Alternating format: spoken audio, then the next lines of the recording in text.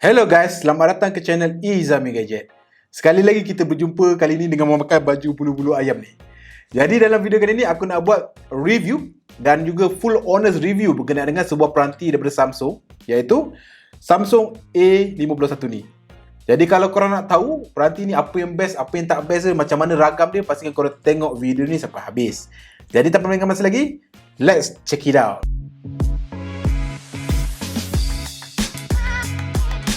Jadi aku dah menggunakan on-off peranti Samsung A51 ni lebih kurang 3 minggu lah. 3 minggu lebih kurang macam tu. So hari ni aku rasa aku dah boleh bagi aku punya in-depth review lah sepanjang kepenggunaan aku selama beberapa ketika ni. Jadi macam biasa video ni kita akan bagi kepada dua bahagian, iaitu bahagian pertama apa benda yang best, bahagian kedua adalah apa benda yang tak best. Jadi jom kita mulakan dengan apa benda yang best tentang peranti Samsung Galaxy A51 ni dulu. So jom.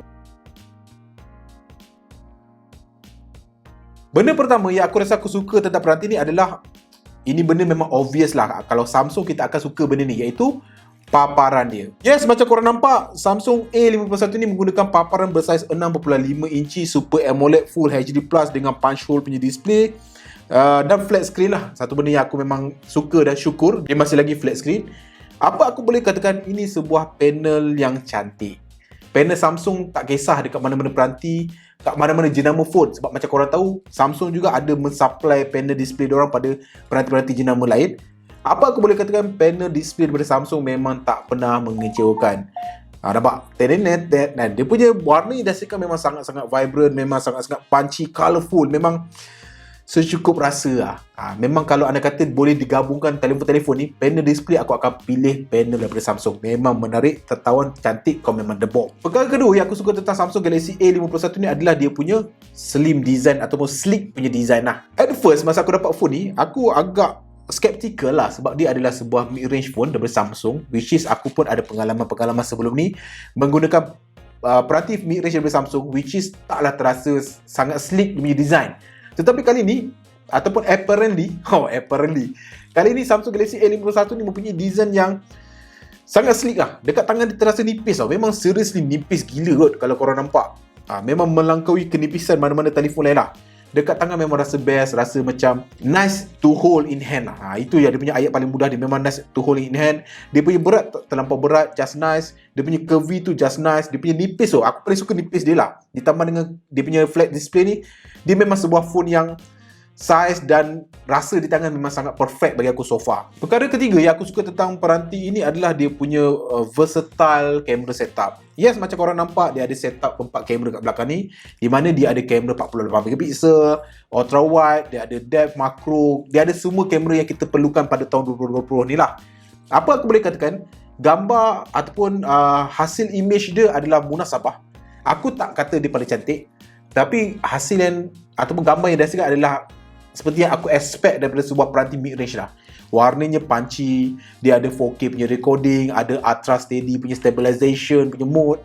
Memang so far korang pun dah tengok dia punya camera sample test, bukanlah paling bagus, nanti tipu pula kan. Tetapi untuk price range dia, untuk sebuah peranti mid-range pula, bagi aku dia adalah sebuah kamera phone mid-range yang capable daripada Samsung so far. Perkara keempat yang aku suka tentang Samsung A51 ni adalah dia punya battery life lah, kita panggil macam tu kan. Yes, dia mempunyai bateri berkapasiti 4000 mAh, not the biggest one. Dia macam minimum standard untuk 2020. Tetapi apa yang mengejutkan adalah dia punya SOT dia munasabah lah, dia boleh go throughout the day. Tetapi during the gaming test, di mana aku mencuba gaming CODM plus dengan streaming ke Facebook, kita mendapat masa bermain lebih kurang 5 jam guys. 5 jam streaming game dengan bateri berkapasiti 4000 mAh adalah sebuah result yang agak awesome tau. Sebab apa? Dalam uji kaji yang lebih kurang sama dengan peranti-peranti lain yang menggunakan ataupun mempunyai bateri kapasiti yang lebih besar, maksimum lah, average lebih kurang 3 jam setengah ke 4 jam. Tetapi bateri phone ni mencapai sehingga 5 jam, lebih kurang lah 4 jam 40 minit something, dekat-dekat 5 jam guys. Which is bagi aku memang sangat lama guys. Kan kau boleh main game streaming tau. Kalau anda kata kau tak streaming, kau bayangkan berapa lama. Silap-silap 6 jam itu yang aku kena tibai. Nasib baik aku buat streaming. Last but not least, benda yang aku rasa aku suka tentang peranti A51 ni adalah dia punya price. Iaitu, macam korang tahu, Samsung A51 ni dijual dengan tanda harga sekitar RM1,299 ataupun RM1,300 lah kita cakap. Which is bagi aku untuk sebuah mid-ranger punya phone, itu adalah sebuah price position yang agak perfect. Dia tak terlampau murah, dia taklah terlampau overpriced. Jadi dia membuatkan segala benda yang kurang pada telefon ni tidak terlampau hina di mata pengguna tau. Faham tak maksud dia? Dia punya ayat kasar macam tu tau. Maknanya harga tu kena. So jikalau ada apa-apa kekurangan yang aku akan ceritakan tentang apa benda yang tak best tentang peranti ni kejap lagi, dia tak kelihatan terlampau kurang. Dia still kekurangan tapi tidak terlampau kurang kalau kita kenakan harga dia $1,299, which is still lagi dalam range sebuah mid-range yang munasabah lah. Sebab apa kita tengok macam Realme 6 Pro kan, sebuah mid-range pun dijual dengan harga $1,399 lah, which is phone ni berada di tengah-tengah antara range mid-range yang ada kat pasaran, which is bagi aku sebuah tindakan yang bijak lah daripada Samsung kali ni. So dah habis cerita tentang benda apa yang best tentang Samsung Galaxy A51 ni. Of course ada benda yang tak best, dan of course benda tu yang korang nak tahu sebenarnya kan. Benda-benda yang tak best, benda-benda hentam-hentam ni. So now kita ke bahagian apa benda yang tak best tentang Samsung Galaxy A51 ni. So yang pertama, benda yang bukanlah tak best, tapi benda yang aku rasa kurang sikit lah. Dan aku rasa korang pun, banyak pengguna-pengguna kat luar pun akan setuju, which is penggunaan SoC yang tidak begitu mid-range. Maksudnya macam tu tau. Macam korang tahu, Samsung Galaxy A51 ni menggunakan chip prosesan daripada Exynos, iaitu chipset Samsung sendiri, iaitu Exynos 9611. So 9611 ni kalau kau comparekan dengan Snapdragon, dia berada dalam kelas Snapdragon 600 siri macam itulah, which is taklah shabby, taklah tak bagus. Tetapi kalau kau nak comparekan dengan price dia dalam kalangan harga tersebut, kau boleh mendapat Snapdragon 720 ke atas dalam kalangan Android lain. Jadi macam kau tengok dalam gaming test, kita boleh bermain dalam game CODM tu. Kalau kita main, kita boleh dapat medium punya setting. Tetapi medium punya setting tu agak lelah jugalah dia punya pencapaian ataupun performance dia. Di mana kalau kau nak main lebih lancar, kau kena pergi pada low punya setting, pun still ada kekurangan, rasa lag kat situ still ada, which is kurang sikit lah. Jadi kalau anda kata peranti ni mungkin coming dengan Exynos yang lebih tinggi ataupun Snapdragon lebih tinggi, itu adalah satu benda yang lebih bagus lah. Dari segi penggunaan sehari-hari tak ada masalah. Cuma dari segi gaming kau akan terasa ada kekurangan dari segi chipset yang digunakan. Perkara kedua yang aku rasa kurang sikit tentang peranti ini untuk tahun 2020 ni adalah dia punya slow charging speed. Yes, macam korang tahu, bateri dia 4000 mAh dan dia datang dengan kemampuan pengecasan sepantas 15 watt sahaja. 15 watt ni dah lama sangat dengan Samsung tau.